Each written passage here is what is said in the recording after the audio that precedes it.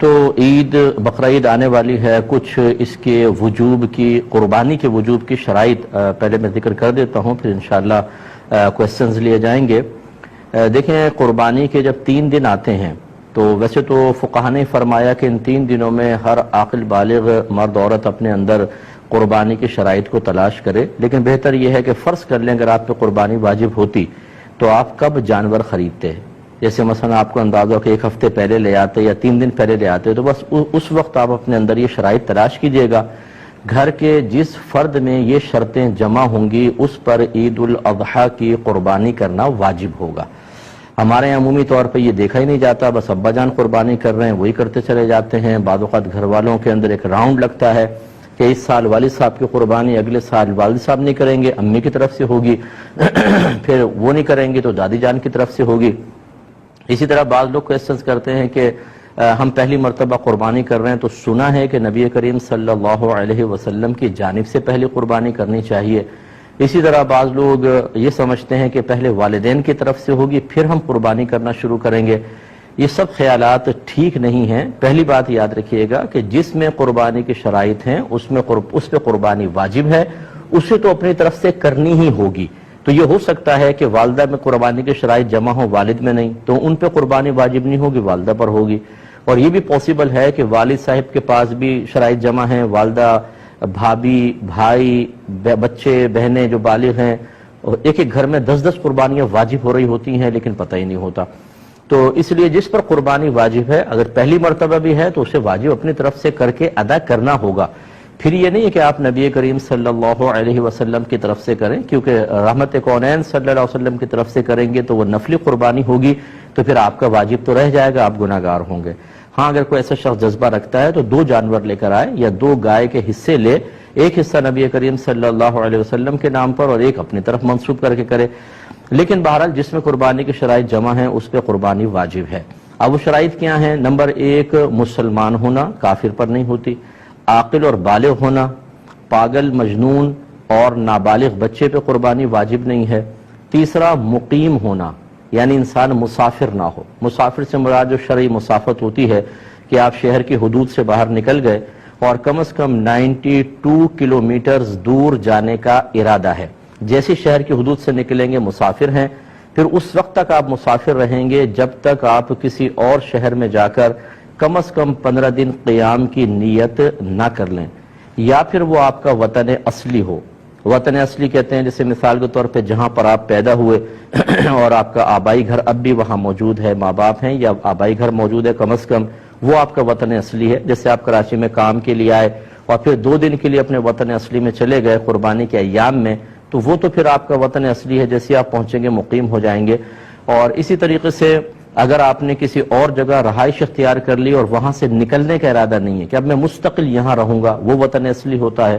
اور تیسرا کہیں پر آپ نے شادی کی ہو اور آپ کی زوجہ وہاں پر ہوتی ہوں، موجود ہیں، تو پھر آپ جیسے دوسرے سٹی میں چلے گئے، جیسے ہی اپنے اس شہر میں آئیں گے جہاں آپ نے شادی کی ہے اور زوجہ بھی ادھر ہونی چاہیے اس شہر میں، تو آپ مقیم خود بخود ہو جائیں گے، چاہے 2 دن کے لیے گئے ہوں۔ لیکن اس کے علاوہ اگر کوئی ہے ان تینوں چیزوں کے علاوہ تو کم از کم 15 دن کی نیت کریں گے تو مقیم ہوں گے، ورنہ مسافر رہیں گے۔ تو مسافر پہ قربانی واجب نہیں ہوتی ہے، مقیم پر واجب ہوتی ہے۔ اور چوتھا یہ اچھی طرح ذہن میں رکھیے گا کہ قربانی کے 3 دنوں میں اگر آپ کے پاس اتنا مال ہے کہ جس کی مالیت 52.5 تولہ چاندی تک پہنچ جائے اور وہ آپ کی ضرورت سے یا حاجت اصلیہ سے زائد بھی ہو، تو آپ پہ قربانی واجب ہوگی، یعنی یہ قربانی کا نصاب ہے۔ بس اتنا اگر اماؤنٹ آپ کے پاس ہے اور آپ کی ضروریات زندگی سے زائد ہونا چاہیے۔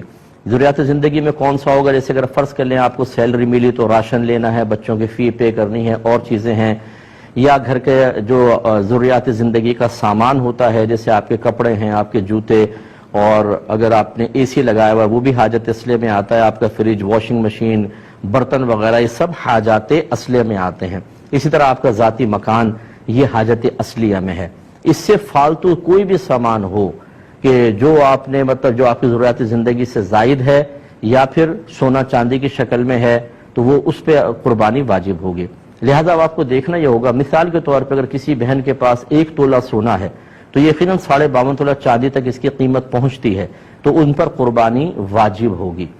یہ زکوٰۃ کے نصاب کو نہ دیکھیے گا، اس میں یہی لکھا ہے کہ اگر کسی کے پاس بھی کسی بھی قسم کا مال ایسا ہو جو حاجت اصلیہ سے زائد ہو اور اس کی مالیت 52.5 تولہ چاندی تک پہنچ جائے تو اس شخص پہ قربانی واجب ہے۔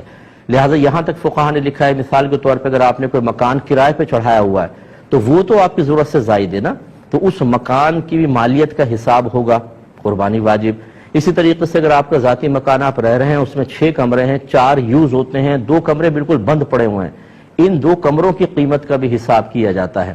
اسی طرح آپ کے وہ کپڑے جو آپ پہنتے نہیں ہیں، چھوڑ دیے، جیسے بہنوں کے شادی کے ہوتے ہیں، ایک سوٹ صرف شادی کے ٹائم میں پہنا جاتا ہے، پھر ایسے فالتو پڑا ہوا ہے، اس کی قیمت کا بھی اعتبار ہوگا، یعنی جو بھی حاجت اصلیہ سے زائد۔ اسی طریقے سے اگر آپ نے BC بھری ہوئی ہے اور ابھی آپ کی نکلی نہیں تو سمجھ لیں وہ آپ کا قرضہ آپ نے دیا ہوا ہے، اس کی مالیت کا بھی حساب ہوگا۔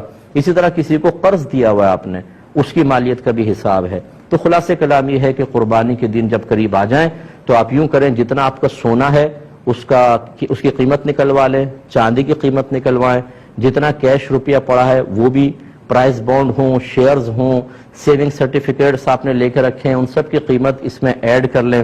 اس کے علاوہ آپ نے اگر BC دی ہے اور ابھی نکلی نہیں، وہ آپ کا قرض ہے سمجھ لیں، اسے بھی ایڈ کریں۔ کسی کو ویسی قرض دیا ہوا ہے وہ بھی اس میں ایڈ کر لیں اور اس کا ٹوٹل نکال لیں۔ ٹوٹل نکالنے کے بعد پھر آپ یہ ضرور دیکھیے گا کہ کیا اس میں سے کچھ ایسا پیسہ ہے جو مجھے فوری طور پہ گھر میں خرچ کرنا ہو، یا پورے مہینے میں جیسے بجٹ کا ہوتا ہے آپ یوٹیلیٹی بلز کے لیے اور راشن وغیرہ کے لیے رکھتے ہیں، اسے اس میں سے مائنس کر دیں۔ اس کے علاوہ ہر وہ قرضہ جو اس منتھ میں آپ کو فوری طور پہ ادا کرنا ہے، جیسے کوئی انسٹالمنٹ دینی ہے آپ نے، یا کسی کا قرضہ لیا ہوا اور وہ کبھی بھی مطالبہ کر سکتا ہے، ایسا کوئی قرضہ جس کی کوئی میعاد وغیرہ مقرر نہ ہو، اس سب کو بھی اس میں سے مائنس کر دیں۔ اب جو باقی بچے دیکھیں، اگر وہ 52.5 تولہ چاندی کے برابر پہنچ جاتا ہے تو بس پھر ٹھیک ہے، آپ پہ قربانی واجب ہے، ورنہ نہیں ہے۔ سوری۔ اسی طریقے سے آپ نے ان تمام چیزوں کو ایڈ کیا، قرض باہر نکالا، آپ نے کوئی مکان کرائے پہ دیا ہوا ہے، دکان کرائے پر دی ہوئی ہے، یا آپ دکان چلاتے ہیں، وہ دکان آپ کی حاجت اصلیہ سے زائد کے لائے گی، اس کی قیمت ایڈ کریں گے تو قربانی بن جائے گی۔ اس طریقے سے ہر گھر کا فرد قربانی کا حساب کرے۔ اچھا، جب اس قسم کے مسائل لوگ سنتے ہیں، چونکہ اس میں خرچہ ہوتا ہے، تو کہتے ہیں یہ تو ہم نے آج تک نہیں سنا تھا، پتہ نہیں کہاں سے مسائل نکال کر لے آئے۔ تو ہماری صحت پہ کوئی فرق نہیں پڑے گا، ہمارا کام ہے آپ کو سمجھانا۔ اگر آپ ایک ایسے ماحول میں رہے کہ جہاں آپ کو کسی نے یہ مسئلے نہیں بتائے تو وہ بتانا نہ بتانا وہ چھوڑ دیجئے، ہمارا کام تھا ان مسائل کو سیکھنا۔